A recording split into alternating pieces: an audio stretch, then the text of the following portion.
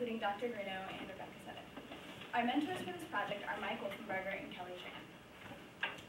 Our team leader is Barry Conrad, and our team consists of 3 types of students. We have designers, Caitlin Caju and Chris Smith. We have business students, Evan De Philippis, Robert Free, Mary Heslow, and me, Dara Shet. And we have developers, Joshua Holmes, Calvin Nelms, and Susanna Rodriguez. Now, imagine that you're 14 years old. You've just started high school. You've made a great group of friends, and you've even made the varsity soccer team. High school is better than you ever thought it would be, and high school's better than you ever thought it would be, and you're truly enjoying the newfound freedoms it has brought you. Then it all hits. You develop embarrassing stomach problems, and you experience pains. Your doctor diagnoses you with Crohn's disease, and you learn that your pains and problems are caused by the foods that you love and that you now have to avoid. You're so tired from your disease that you can't make it to soccer practice anymore. You don't even have the energy to hang out with your friends. Every day at school is now an endeavor. Everything has changed. Here's Robert to tell you why. Thank you. The scenario just described by Dara is all too real for 50,000 adolescents in the United States and Canada suffering from Crohn's disease. Crohn's is a gastrointestinal disease that can affect anywhere in the digestive tract. To get a better understanding of the disease, let's take a look at digestion in a healthy individual. Food enters the mouth and passes down the esophagus and eventually is deposited in the stomach. After being broken down here, it moves on into the intestines. Here is where all key nutrients and water are absorbed. In other words, you get everything you need from your food from this absorption in the intestines. In a patient suffering from Crohn's disease, food follows a similar path down the esophagus, through the stomach, and eventually into the intestines. But now, the effects of Crohn's take their toll. Persistent inflammation blocks nutrient absorption. Thus, food passes through and is lost to the patient. Furthermore, if a patient consumes a food known as a trigger food that can exacerbate their symptoms, they may experience a painful flare-up. There is no cure for Crohn's, and while medication may mitigate some of these symptoms, the key to avoiding flare-ups and achieving adequate nutrition is proper diet. But how do patients obtain and learn and practice this proper diet? How do patients come to understand and practice this proper diet? As with anything, it must be learned. This learning comes at a critical time for young patients. They're experiencing newfound independence in high school and beginning to make their own food choices. Furthermore, they are still growing and require complete nutrition. The problem is that current educational methods are targeted primarily at adults. They do little to engage the adolescent patients for which the information is arguably most important. Let's take a look at the 3 current methods of education. First is direct doctor counsel, we have informational pamphlets, and we have take-home CD-ROMs. Now, when considering these 3 forms of education, 3 questions become crucial. Is it engaging? Does it motivate patients to learn? And does it enable the doctors to receive feedback? Direct doctor counsel, while it may be engaging for the duration of a patient's visit, doesn't motivate a patient to continue learning outside of the visit, and it's too time-consuming for doctors to record individual patient progress. This time restraint is why they've turned to these supplements of pamphlets and CD-ROMs, but these have their own shortcomings. Pamphlets are purely informational and do little to engage or motivate a patient to learn. CD-ROMs are slightly more engaging in that they have a familiar computer interface and interesting graphics, but again, they do little to motivate patients to continue learning. And neither of these supplements can provide a doctor with feedback. So the problem is education of adolescents and engaging and motivating them. Here's Susanna to introduce our solution. Thank you, Robert. Our solution is Emma, the Educational Meal Management Application.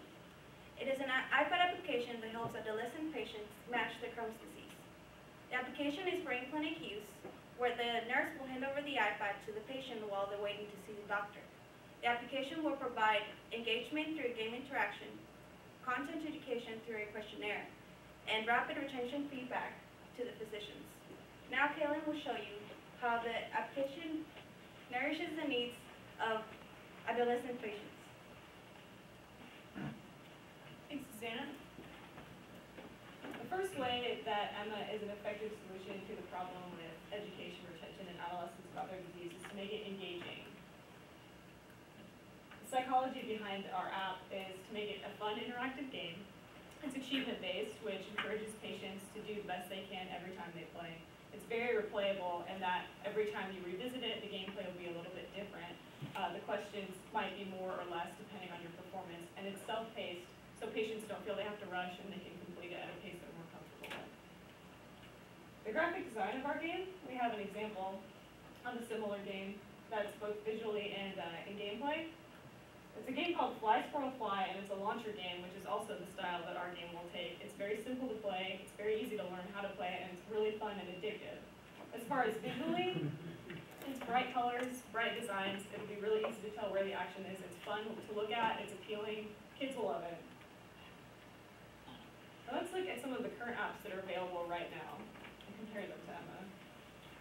This is an app called IBD. It's for informational use. It's very clinical, it's very cold. It's not colorful, it's not engaging, and it's not really appealing to kids in that way.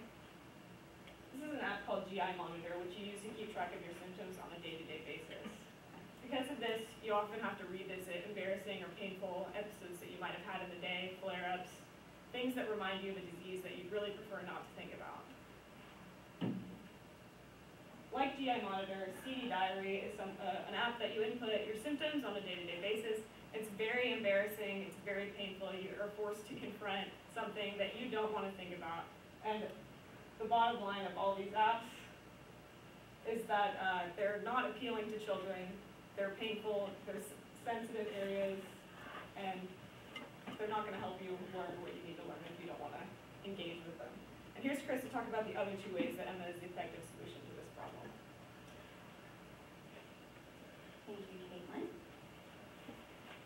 Okay, so the second thing we need to ask ourselves is, does it motivate? We feel like the best way to get the information that we need from the patients is to make the quiz questions a direct part of the gameplay. So the patient will play the game, and as they play, they will be faced with these quiz questions, and no matter how they respond to it, they will be rewarded with the incentive of being able to upgrade to different resources that will help them progress through the game. Our goal is that this will help their mentality switch from, I have to learn this because I'm sick, to I want to learn this because it's fun, and I want to do well in the game. And also we hope that this motivates them to not only answer the questions correctly, but honestly. Lastly, we need to ask ourselves if this enables feedback. We envision a patient arriving to a clinic, and the nurse will hand them the iPad to interact with while they're waiting for their doctor. The patient will then interact with Emma for about 15 to 20 minutes while they're waiting, and as soon as they finish the quiz questions, they will be prompted to hand it back to the nurse, and the nurse will hand it directly to the doctor. The doctor will then be provided with immediate feedback of how the patient did, so that they can personalize their education that the patient needs on how to better manage their disease. The immediate feedback aspect of this app is our biggest selling point because it's something that's currently not provided in apps out there like this, and we hope that it will successfully just fill the needs that the patients need to just better know how to manage their disease. Josh is one of our developers, and he's going to show you what Emma looks like. Our development team has been working countless hours the past several weeks to learn the programming language, and they have done a fantastic job of bringing Emma to life. So here is Josh to give you a demo. Thank you, Chris. So to actually show you guys what the app looks like, I'll go ahead and walk you guys through what we have so far. The first interaction with the app that the nurse will have is through this screen right here. As you can see on the lower right, we have this little hot air balloon icon, very stylized. When they click it, it'll bring up this splash screen which identifies the app, Emma, Educational Meal Management Application. After the app loads, they'll be brought to this login screen where they can either key in an existing patient ID or they can simply create a new one. We'll go ahead and create a new profile. Now this screen is really important. Once they go to create a new profile, they can enter in all of the pertinent information such as the patient ID, the patient's current level of knowledge, their gender, different trigger foods that affect their disease, the different GI locations that are affected by the disease, as well as the current medications that they're on. Now this information is incredibly important, and it's a big selling point to our app because it actually allows us to tailor the questions that are being presented to the user to be patient specific and just help them with things that they need specifically. So once the nurse hits continue, it'll bring up a license agreement for the user. This is just some placeholder text right now that we have until we actually get the license. That's straight out of our license. I agree. So once the user hits agree, they'll be brought to this screen. As you can see, it allows them to go ahead and start the game. So once the user clicks let's go, it'll bring up this screen, which will sort of give the introduction and the backstory to the game in this comic book fashion. They can just swipe through them, sort of read the story, and get a feel for how it goes. And that's all that we have so far. And here's Mary to give you the actual content of the game. Thank you, Josh. Emma is designed to increase patient retention of nutritional education. It will do this by focusing on 5 learning objectives brought up during the quiz element of the game. These learning objectives focus on general health and wellness, general nutrition, patient-specific nutrition, quality of life, and survey questions that will measure the patient's overall quality of life since their last visit. The question types will be multiple choice, true, false, and survey questions. All of this will lead to immediate feedback for the physician so that the physician can have a one-on-one discussion with the patient about needed areas of improvement. And now here's Evan to talk to you about our business model. Thanks, Mary. So our business model is based around a platform approach to disease management. The idea is to have a physician or a specialist that has expertise in some disease, input information that's relevant to the disease, and use our application, use our interface to be able to successfully track the progress of a patient as he goes through this educational process with the hope of eventually improving patient outcomes through a variety of metrics. Utilizing this platform, we hope to expand into the market through 3 distinct stages. The first stage is to utilize Improve Care Now. Improve Care Now is a network of 300 doctors in 33 clinics around the United States that specialize in Crohn's disease. We hope to utilize the existing relationship that we have with Icn to develop a reputation as a successful, reliable, credible app. Once we have given the application for free and it is used regularly in Icn, we hope to develop a reputation that we can use to leverage future sales as we expand into other components of the market. Stage 2 involves expanding the application to include diseases other than Crohn's disease, but that still fall under the category of inflammatory bowel diseases. This includes diseases such as colitis, celiac disease, and Behçet's disease. We anticipate that the expansion into this market will be relatively smooth, given that information relevant to Crohn's disease is also highly relevant to these other IBDs. So we anticipate that the transition will be easy and cost-effective. Stage 3 involves expanding the application to include all pediatricians and a variety of different pediatric diseases that have some sort of nutrition or educational component. Because our application is based around this flexible platform-based approach that just involves various modules of information and education, there's no reason that we can't expand to include diseases such as juvenile diabetes, obesity, and autism. So now that I've discussed the various stages that we hope to expand into the market, I will give some numerical context with which to better understand each of these stages. The first stage involves, as stated earlier, networking with Icn. This involves 300 different doctors and 10,000 Crohn's patients. After we have developed a reputation and we leverage that reputation to expand nationally, we anticipate quadrupling the size of our market penetration by obtaining 1,200 GIs into the reach of our application. The second stage involves expanding the application to include all inflammatory bowel disease.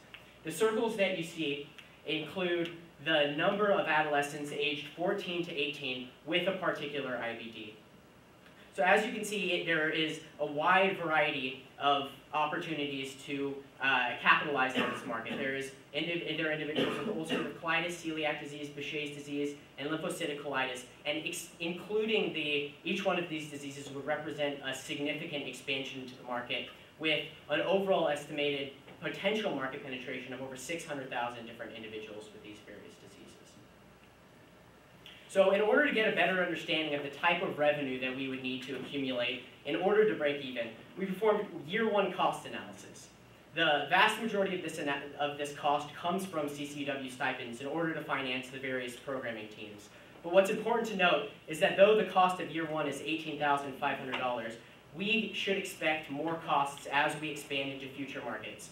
For example, we might not be able to be completely reliant on CCEW labor and faculty. We might have to use outside programmers. We might have to subscribe to various marketing or advertising agencies. And the inclusion of each one of these costs represent unanticipated variable costs, which suggests the need for a flexible monetization approach, which I will discuss now. So there are three different potential ways to monetize this product. The first strategy is a freemium approach. Freemium simply means what I've briefly discussed earlier, where you release an application to free for a large network or community. In our case, this is Improve Care Now. And you leverage a success story that you develop within that network in order to expand to future markets. And once you expand it to those future markets, then you put a price tag on the application. This has happened in a variety of different open source applications and iPhone applications that exist now, including Dropbox and Evernote. So we don't see a reason why it would not also be successful in the case of our application. The second approach, which is not mutually exclusive with the freemium model, is to integrate ads within our application. These ads can be impression ads or per-click ads, and there's a variety of healthcare ads that currently use apps that currently use ads right now. The important thing about our application is that it's an iPad, which has a larger screen than the iPhone, obviously, which gives us more flexibility to create aesthetically pleasing ads. The third and final approach to monetization involves grants. There's a variety of government grants that would support social entrepreneurship endeavors, and into the next steps, we anticipate locating these grants in order to finance some of those extraneous costs that I described above. So now Calvin will discuss with you the next steps and the timeline for implementation. All right, thanks, Evan. So here we have our timeline, and as you guys can see, it's separated between PR1 and PR2, and then from PR2 to our final. And we can see that by PR2, we hope to have our business model developed, and then as well as our monetization strategy at this time as well. We hope to have our content generation by November to mid-November, and our financial model development at that time as well. Also, our application design will be done before PR2, and our app development will take the entire semester. If we follow this timeline fun all the way through, we hope to have a scalable platform. So yes,